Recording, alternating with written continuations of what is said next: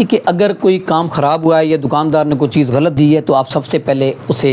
یہ کہیں کہ جی کہ یہ اپنی چیز غلط دی ہے، جی آپ واپس لے لیں، میں یہ چیز نہیں لینا چاہتا اور مجھے میرے پیسے واپس کر دیں۔